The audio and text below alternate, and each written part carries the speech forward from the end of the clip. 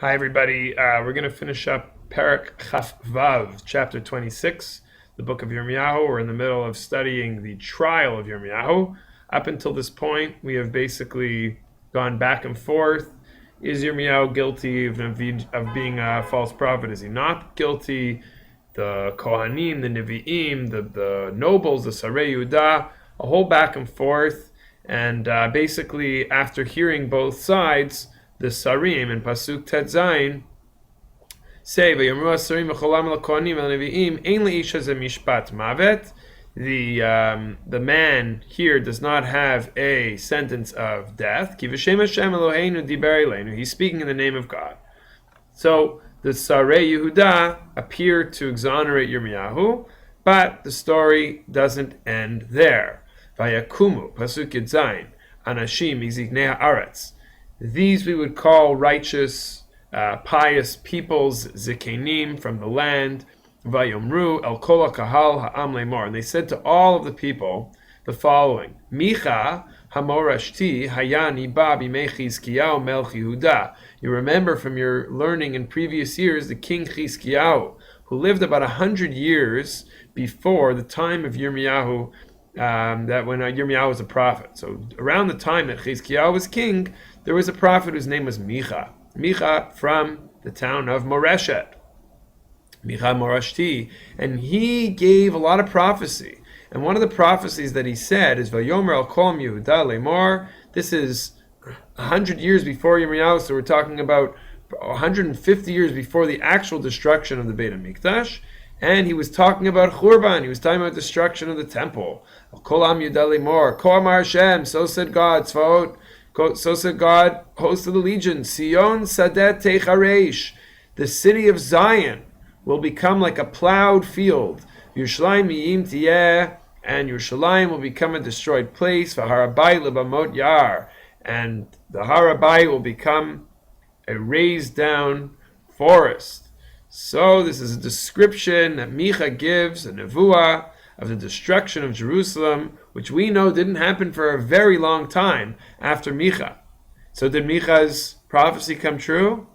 No, it didn't. The people did tshuva, actually, and his prophecy never came true, because it was reversed. Hehamitu Chizkiyahu melech Yehuda. So the Zikeinei Haaretz are now speaking to all of the nation who had gathered to accuse Yirmiyahu of his false prophecy and of telling them to change their ways. Did Chizkiyahu kill Micha? So the Zikanim here are using Micha, the story of Micha, who didn't say anything that's so different than what Yirmiyahu is saying today, as a model for, if he didn't kill him, then you can't kill Yirmiyahu. Let's read how he says it. Pasuk Tet. Did Chizkiyahu ha'amei mitu Chizkiyahu melech Yehuda chol Yehuda halo yarei et Hashem v'echal pnei Hashem yinachem Hashem al ra'ah asher diber lehem. Chizkiyahu didn't kill Micha, and they feared God, and God was menachem on the ra'ah, and he reversed his promise or threat, if you will, to destroy the Beit HaMikdash. Asher diber lehem v'anachnu. So us, here, standing in the courtyard of the Beit HaMikdash, Yirmiyahu standing up on trial, Osim ra'ah gdola nafshotenu. It would be a horrible thing if we put him to death. It would be a horrible, terrible thing if we put Yirmiyahu to death. We can't do such a thing. If Chizkiyahu didn't kill Micha all the way back 100 years ago, we can't kill Yirmiyahu today. Perhaps the situation can change, and perhaps Yirmiyahu is telling the truth. So the Ziknei Haaretz, that we just gave this little speech about Micha the prophet, they are helping Yirmiyahu. They're helping the case of Yirmiyahu, and they're giving additional support, additional evidence, additional motivation and reason to not convict Yirmiyahu of death. Now we have a different kind of rebuttal.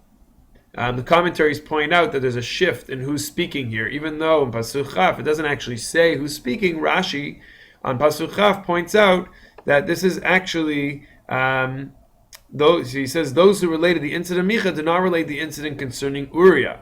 Up to here, the righteous are the words of the righteous, and now it's the words of the Rishaim, the wicked.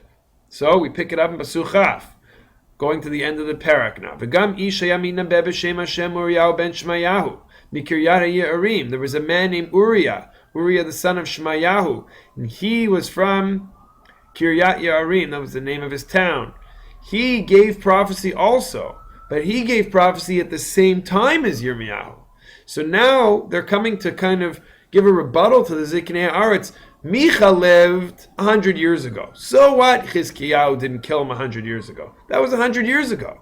But there is a prophet today. He maybe lived in the last few years, in the same time as Yirmiyahu. His name was Uriah, and he gave prophecy by Navel, Irazot, Valartazot, everything Yirmiyahu is saying today, it was said yesterday by Uriah, the son of Shemaiah.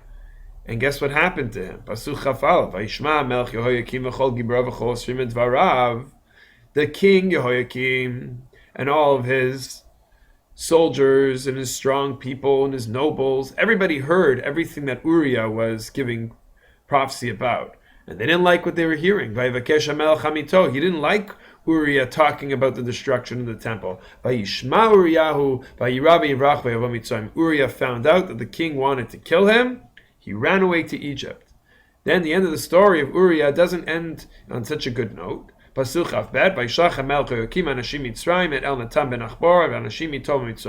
Yehoiakim sends chasing after Uriah, who had run away to Mitzrayim because he was basically a convict. He's on the run because he knows that the king Yehoiakim wants to kill him. And the king sends a man named Elnatan ben Achbor and a posse of other gangsters to go and basically capture or take care of Uriah, who was being accused of the same thing Yirmiyahu was being accused of, being a Navi Sheker. The end of the story is very tragic. They find Uriah in Mitzrayim hiding there. They bring him to the king. No trial, no rebuttal, no chance for making an argument why he said what he said. They killed him with a sword. And they threw his carcass into the grave of the people of the nation. So these people are basically saying to the Zikinei Haaretz, what are you talking about? Micha. Don't bring in the story of Micha. Micha happened 100 years ago. Yeah, Chizkiyahu didn't kill him, but that was 100 years ago. Look what's happening today. Uriah, he's giving false prophecy. He got killed. So Yirmiyahu should get killed the same. So Yirmiyahu now, you could imagine the scene. He's standing there, and he has some people who are kind of for him, but it seems like most of the people are basically against him. People that are basically against him are now closing in, and they want to kill him. Yirmiyahu's life is on the line. This is prime time. Serious business here. And we get to the last pasuk, and Yirmiyahu is saved. Ach yad Achikam ben Shaphan, the hand of Achikam ben Shaphan, meaning Achikam himself, Haitat Yirmiyahu, his hand, his strength, his security, protected Yirmiyahu.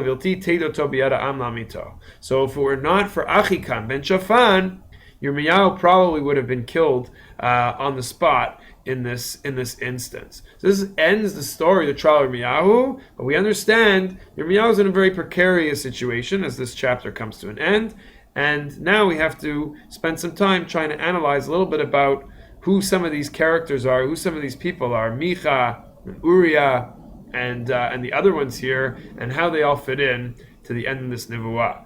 After this video, you'll have some questions to answer on what we just learned together, and one short piece of Gemara that I want you to study in advance of the next class. Have a nice day.